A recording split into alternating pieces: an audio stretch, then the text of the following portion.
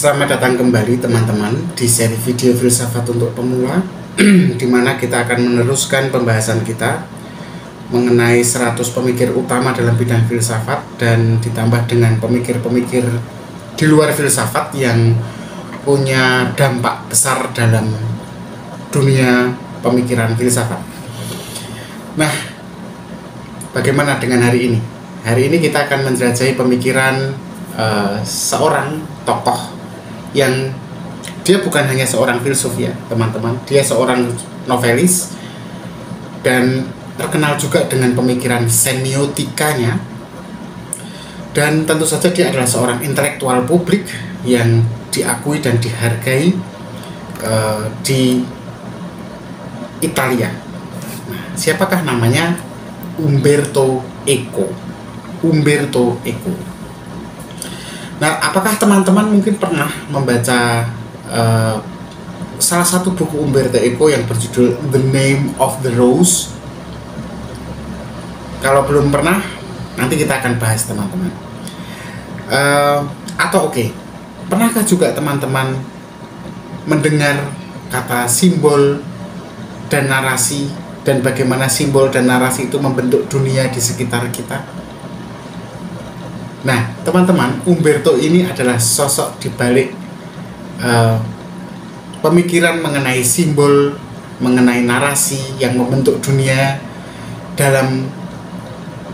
yang kemudian tampak dalam karya-karya sastra, karya filsafat dan teori semiotika yang dia buat dan ditulis dengan cara yang sangat mengikat. Dialah Umberto Eco. Mari kita mulai perjalanan kita untuk mengenal siapa sebenarnya Umberto Eco dan bagaimana pemikirannya masih relevan dan terus relevan untuk kita bicarakan hingga hari ini. Umberto Eco lahir tanggal 5 Januari 1932 di Alessandria, sebuah kota kecil di Italia Utara. Ayahnya sebenarnya menginginkan Umberto Eco itu menjadi pengacara. Ya, karena pengacara kan bergaji besar dan bisa meningkatkan status keluarganya secara sosial. Sayangnya Eco tidak ingin mengikuti kata-kata ayahnya. Dia lebih memilih dunia filsafat dan memilih dunia sastra yang relatif sepi dari perkara material. Umberto Eco menyelesaikan studi filsafatnya di Universitas Turin, di mana dia meneliti tentang Thomas Aquinas ya. Teman-teman ingat Thomas Aquinas di video awal-awal tentang pemikir abad pertengahan? Benar, Umberto Eco memang sangat tertarik dengan filsafat abad pertengahan. Namun dalam perjalanannya minat itu dia tinggalkan mengenai filsafat abad pertengahan, dan dia malah justru mengembangkan pemikirannya di bidang semiotika. Ferdinand de Saussure, teman-teman ingat di video sebelumnya membicarakan tentang semiotika, Roland Barthes ya. Sedikit tentang Lacan juga ya, Jacques Lacan. Nah, ini mengembangkannya Umberto Eco. Semiotika, studi tentang tanda dan simbol. Nah, Umberto Eco tertarik dengan bagaimana tanda-tanda itu, simbol-simbol itu membentuk pemahaman kita tentang dunia. Selain sebagai seorang akademisi, Umberto Eco ini juga penulis novel yang terkenal, seperti yang sudah saya sebut judulnya tadi, The Name of the Rose. Dan novel satu lagi menggunakan nama seorang filsuf, Foucault's Pendulum. Michel Foucault, ingat? Nah, itu dibuat novelnya. Nah, Umberto Eco ini dengan dua tulisannya itu menggabungkan misteri, sejarah, dan filsafat dengan cerita-cerita yang mengikat, yang membuat kita ingin terus membacanya. Teman-teman, Umberto Eco ini adalah salah satu tokoh utama dalam bidang semiotika modern. Tapi sebelum kita melihat pemikiran Eco, mungkin supaya kita punya frekuensi yang sama, kita pahami dulu apa itu semiotika. Jadi menurut Eco, Semiotika adalah studi tentang segala sesuatu yang bisa dianggap sebagai tanda. Jadi gampangnya gini, semiotika adalah studi kajian tentang tanda.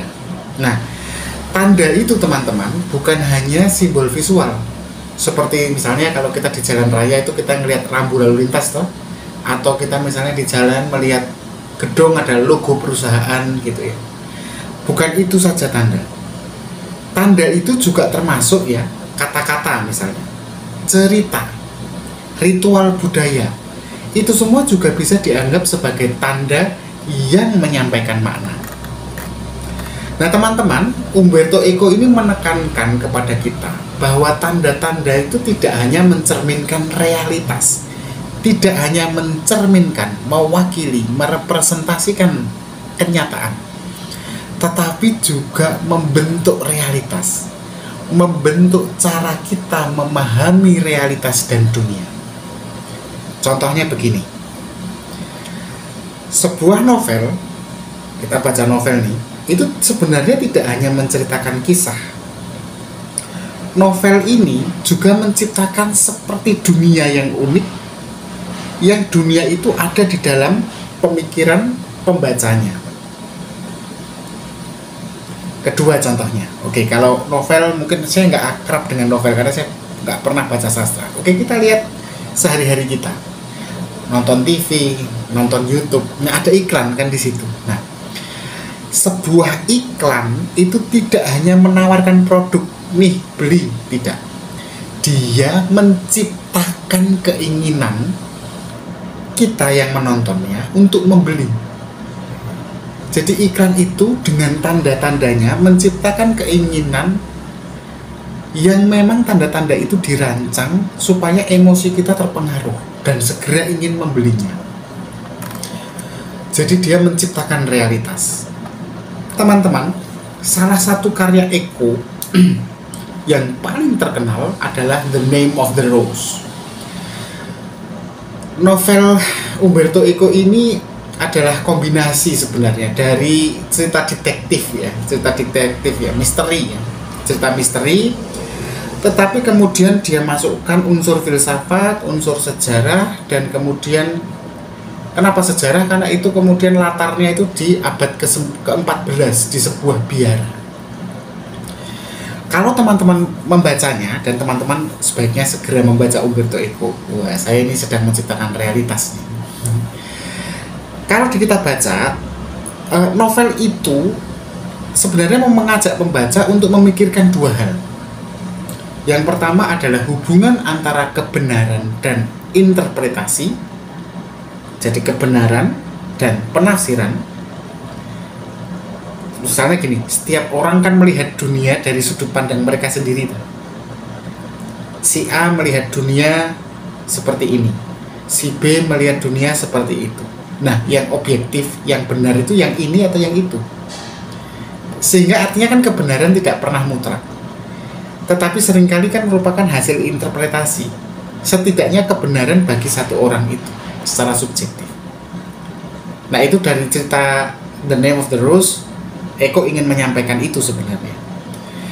Yang kedua, lewat buku The Name of the Rose ini, Eco ini sebenarnya mau mengajak kita untuk memikirkan mengenai bahaya pengetahuan. Bahaya pengetahuan. Jadi dalam novelnya itu kan ada perdebatan tentang apakah pengetahuan tertentu harus disembunyikan atau dibagikan. Gitu. Nah, teman-teman, Eco menunjukkan bahwa sebenarnya lewat sebuah novel itu kita tidak hanya, atau begini, novel itu tidak hanya berfungsi sebagai hiburan, tetapi juga bisa jadi alat untuk mengeksplorasi pertanyaan-pertanyaan filosofis yang mendalam.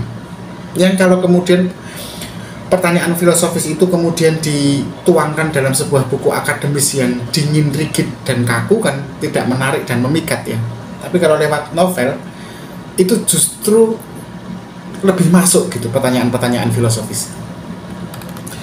Nah teman-teman, kenapa kita masih membicarakan Umberto Eco?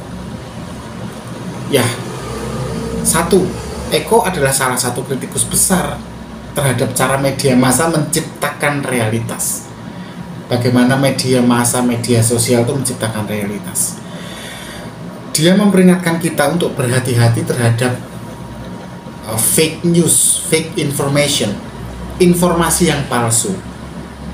Dan itu bisa terlihat dari cara simbol-simbolnya digunakan untuk memanipulasi opini publik.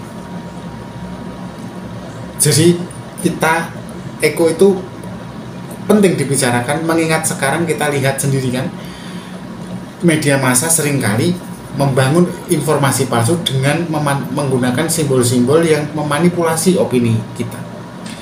Yang kedua, di era di internet ini, simbol-simbol digital seperti emoji, meme, hashtag ini kan punya peran besar ya dalam komunikasi. Nah, Eko itu membantu kita memahami bagaimana simbol-simbol itu tadi, meme, emoticon, emoji, hashtag itu membentuk cara kita berpikir dan berinteraksi. Lalu alasan berikutnya, kenapa Eko masih bisa kita bicarakan hari ini penting? Ya karena Eko percaya bahwa teks, entah itu novel, film yang kita lihat, atau postingan di media sosial, itu sebenarnya punya banyak kemungkinan makna. Ada banyak kemungkinan makna dari produk-produk digital yang kita baca, atau produk-produk cetak yang kita baca, film dan sebagainya juga. Nah, artinya Eko tuh ingin menyadarkan kita bahwa kita sebagai pembaca atau penonton itu sebenarnya punya peran aktif untuk menciptakan makna tersebut, sehingga kita tidak layak untuk hanya diam dan menerima interpretasi atau penafsiran tunggal yang seolah-olah dominan dan kita ikuti gitu.